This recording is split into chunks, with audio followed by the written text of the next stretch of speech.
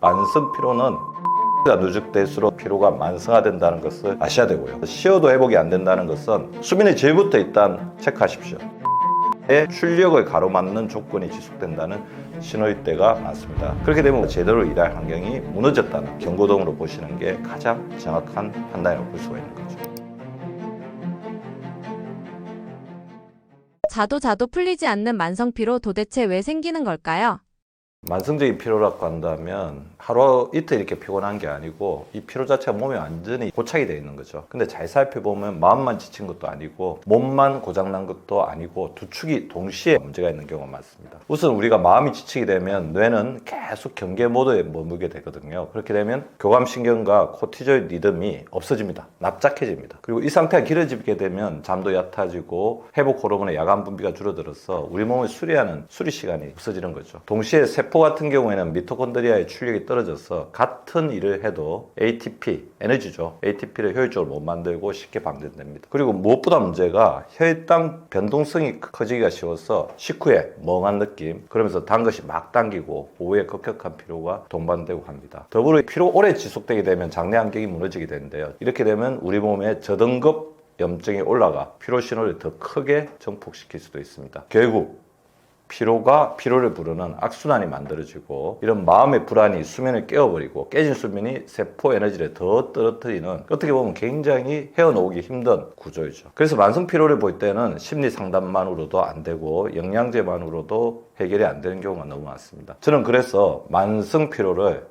에너지 생산력과 회복 리듬의 문제로 같이 봅니다. 그리고 검사를 하게 되면 빈혈이나 갑상선, 간, 콩팥, 염증, 비타민 D, 철, 그리고 수면 문제, 코골이다 수면 무호흡을 먼저 확인하고요. 생활에서 굉장히 중요한 게 우리나라가 굉장히 대표적인 빛 공해 국가거든요. 그래서 24시간 빛이 있는 으로 사는데 그렇게 되면 우리 몸의 리듬이 완전 망가져버립니다. 그래서 생활에서는 야간에는 빛을 줄여야 되고요. 그럼 우리 장이 쉬어야 되기 때문에 야식도 줄여주어서 멜라토닌 리듬을 세우고 식후 10분 걷기가 굉장히 중요합니다. 혈당 스파이크를 막아주는 역할을 하거든요. 그리고 일주일에 근력 운동을 주 2, 3회 정도만 넣어도 미토콘드리아 출력이 다시 올라오는 분들이 매우 많습니다. 핵심은 만성 피로의 경우에는 의지로 버티는 것이 아니라 몸이 회복 모드로 들어갈 조건을 만들어주는 게 무엇보다 중요하다는 거죠. 마음은 그러한 바탕이 만들어져야지 비로소 편안해지고 세포는 그때부터 다시 충전됩니다. 그래서 만성 피로는 마음과 세포가 동시에 지친 상태로 이해하는 것이 가장 정확한 상황 판단이라고 할 수가 있죠. 우리 몸의 피로와 에너지에는 스트레스가 어떤 영향을 주나요?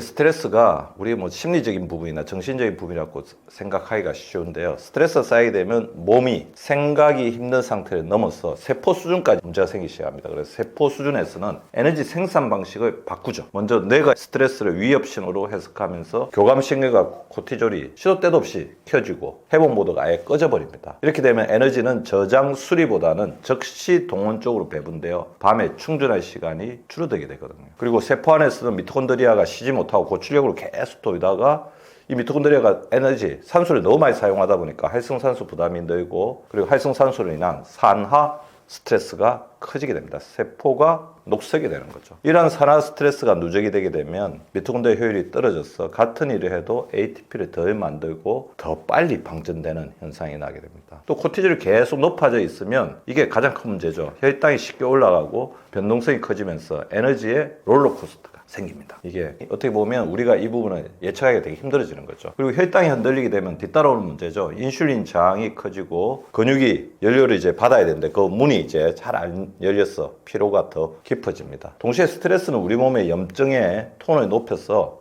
몸이 아픈 듯한 피로, 그러니까 뻐근하고 뭔가 회복이 안 되는 듯한 그런 피로를 만들고 회복을 느리게 만들어 버립니다. 장도 영향을 받아서 장내 환경이 흔들리면 염증 신호가 더 커지면서 뇌와 기분도 같이 흔들릴 수가 있는 거죠. 결국 스트레스는 에너지 공장을 망가뜨리는 것뿐만 아니라 공장이 쉬지 못하게 만들면서 효율을 떨어뜨리는 쪽으로 작동하게 된다는 거죠.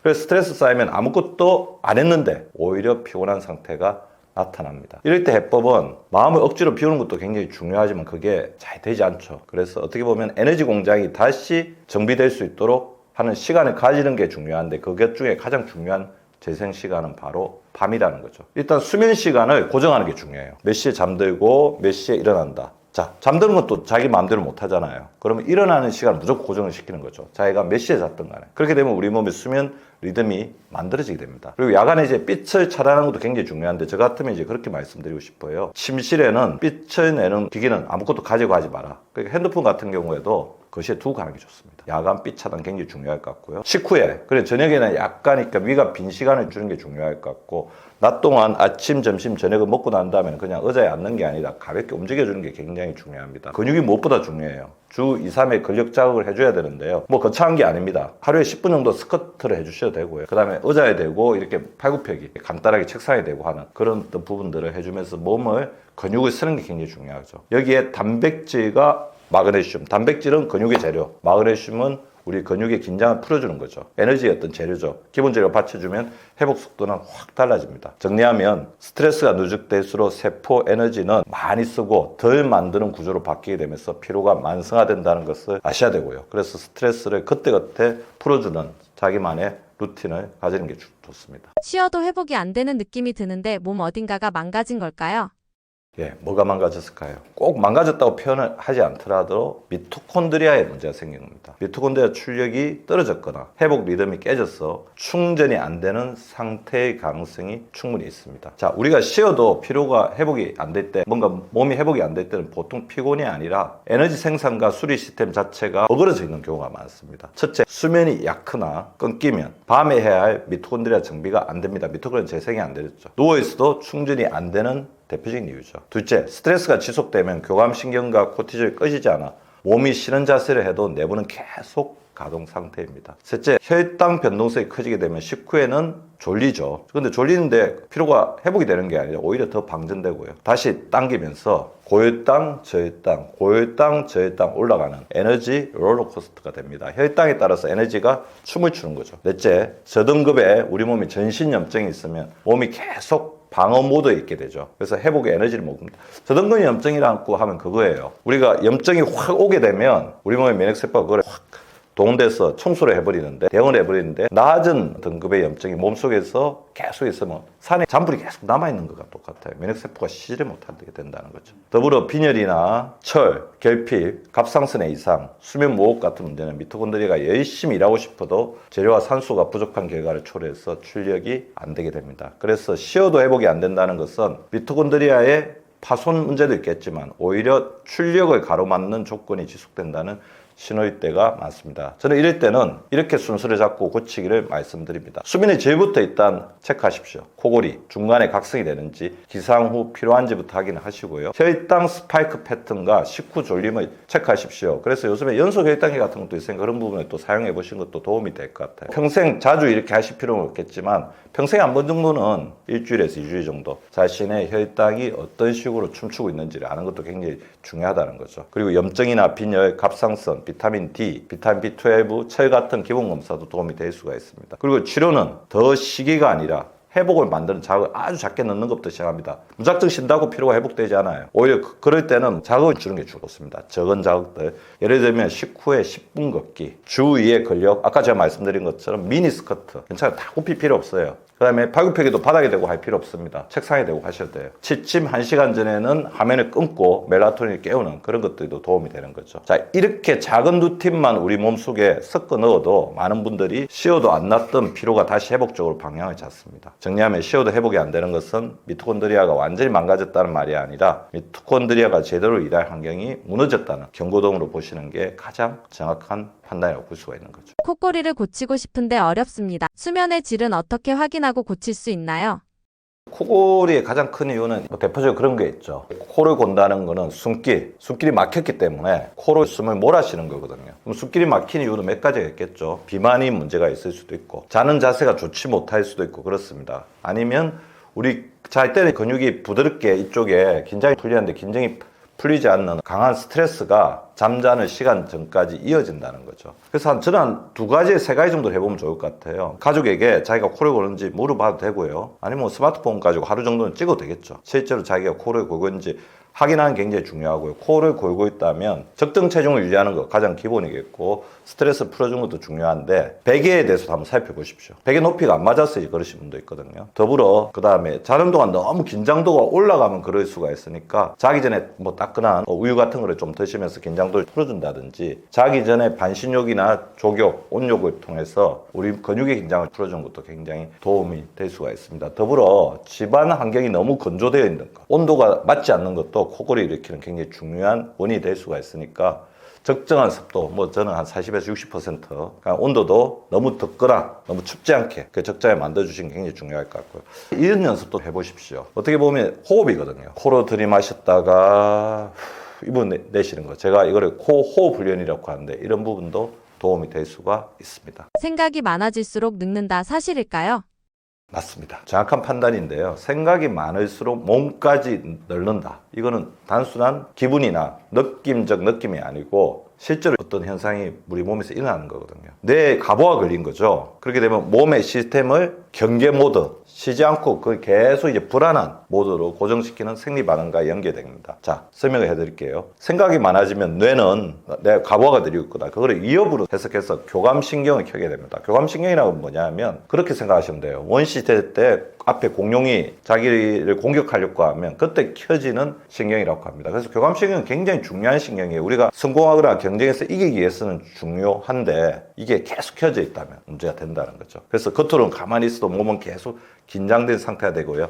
교감신경이 켜지게 되면 이거를 받쳐주는 우리 몸에 호르몬이 있어요. 스트레스 호르몬이라고 하죠. 코티졸 호르몬이 계속해서 높은 상태가 되다 보면 코티졸의 리듬이 올라갔다 내려갔다 올라갔다 내려갔다 하면서 몸에 긴장을 시켰다가 풀어줬다 이렇게 하면서 리듬을 만들어줘야 되는데, 그 코티졸 리듬이 계속 높은 상태에 있다 보면 높은 상태로 있다가 어느 순간에 그냥 확 떨어져 가지고 납작해지는 그런 부분이 됩니다. 그 코티졸 리듬이 문제가 되고, 코티졸과 이제 교대로 우리 몸이 작동하는 게 멜라토닌이거든요. 낮에는 코티졸 리듬이 올라가서 몸을 어떻게 보면 충전을 시켜주고 활동할 수 있게 에너지 줘야 되는데 그런 기능도 떨어지고, 밤에는 이제 멜라토닌이 나와서 멜라토닌이 우리 몸을 안정시키면서 수면을 해줘야 되는데 밤에 멜라토닌도 잘 안 올라와서 수면도 얕아지게 되는 그런 문제가 되는 거죠. 그래서 잠이 얕아지면 회복 호르몬과 어떻게 보면 성장 호르몬이 동시에 이제 분비가 되지 않게 됩니다. 동시에 이제 혈당도 더 흔들리게 돼요. 스트레스 상태가 되게 되면 혈당을 올리는 방향으로 몸이 움직이죠. 왜 그러냐면요, 생각이 많다는 거는 스트레스고, 스트레스 상황은 우리가 이걸 이겨내야 되기 때문에 혈당을 계속해서 몸에서 만들어낸다는 거죠. 그렇게 되면 인슐린 저항성이 생기게 되고 우리가 또 단맛 음식이 땡기게 되죠. 그 단맛 음식을 먹게 되면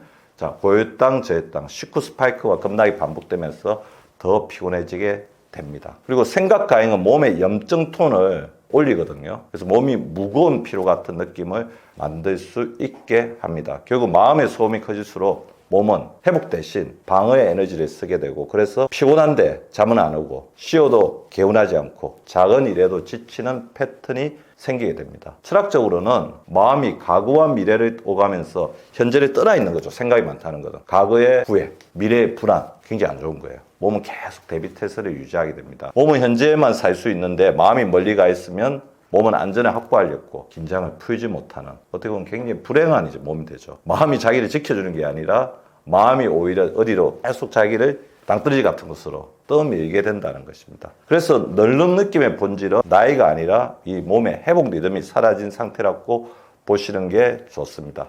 자, 저는 그래서 한 2가지 정도를 말씀을 드리겠습니다. 생각 중지 훈련도 해보시기 바라요. 자, 생각 중지 훈련은 뭐냐면, 자, 호흡이거든요. 호흡이 어떻게 보면 생각을 좌우할 수가 있습니다. 눈을 감고, 자, 코로 들이마시고, 입으로 내쉬고, 호흡을 하다 보면 어느 순간 호흡에 집중이 됩니다. 그러면서 머릿속에 생각을 비웁니다. 어떻게 하시면 되냐면, 생각 그만. 처음에는 이게 뭐지? 잘 안 되고 그러실 수가 있는데요. 이 생각 중지 훈련을 계속해서 하다 보면 어느 순간 머리가 그냥 생각을 스탑시키는 경지까지 갈 수 있습니다. 그래서 코 호흡 훈련하고 생각 중지 훈련을 같이 해보십시오. 그래서 생각을 자꾸 좋은 생각으로 바꾸려고 한다. 생각을 내가 없애려고 생각한다. 그렇게 되면 오히려 더 생각이 많아지거든요. 생각을 머릿속에서 중지하는 이 간단한 어떻게 보면 호흡 명상이라고 할 수 있는데, 이런 부분들을 하시다 보면 머릿속에 생각이 없는 상태가 자꾸 길어지고, 그러면서 생각 가행에서 자연스럽게 벗어날 수가 있을 것입니다. 마음을 내려놓는다는 게 말처럼 쉽지 않은데 어떻게 하면 좋을까요?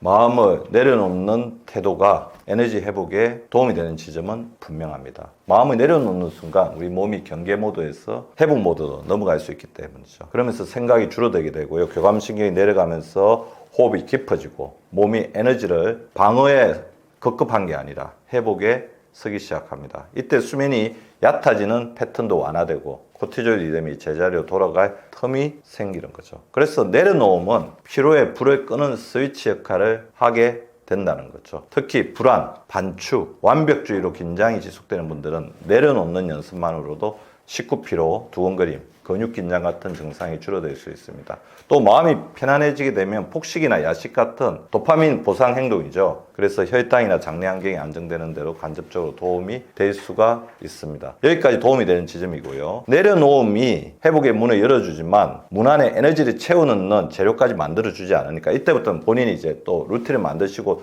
노력을 하셔야 됩니다. 그래서 내가 내려놓아서 해결할 수 있는 부분과 플러스 알파 해가지고 내려놓는 것만으로 해결이 안 되는 부분들 다 결합을 잘 시켜주는 것이 좋죠. 철분이나 비타민 B12, 비타민 D가 부족하다, 갑상선 이상이 있다, 만성염증이 있다, 수면무호흡처럼 구조적인 문제가 있으면 마음이 내려놔도 회복이 안 되는 거죠. 뭔가 물리적인 환경, 물적 토대가 해결이 안 되었다는 거잖아요. 그럴 때는 구조적인 문제를 해결해 주셔야 됩니다. 혈당 스파이크가 크거나 인슐린 저항성이 심한 분들도 마찬가지예요. 마음은 편해졌지만 몸이 계속해서 대사 스트레스를 받는다면 결국 마음도 힘들어질 수밖에 없는 거죠. 또 번아웃이 깊은 상태에서 내려놓음이 아예 아무것도 안 하는 것으로 가게 되면 문제를 일으킬 수 있다는 것도 반드시 명심을 하셔야 하고요. 그래서 이때는 오히려 활동이 더 줄어들면서 회피가 되는 그런 게 될 수 있습니다. 그래서 결론은 이렇습니다. 내려놓음은 에너지 회복의 필수 조건이지만 충분 조건이 아닐 수 있습니다. 그래서 내려놓음으로 회복 모드에 첫 단추를 끼웠다면 그 다음부터는 수면, 식사, 근력 자극 같은 생리학적 루틴을 반드시 보충해서 에너지가 실제로 차오르게 해야 한다는 거죠. 자, 빈자리를 좋은 루틴으로 채워 넣어야 된다는 거죠. 그 두 가지가 함께 갈 때 마음도 몸도 동시에 회복되는 속도가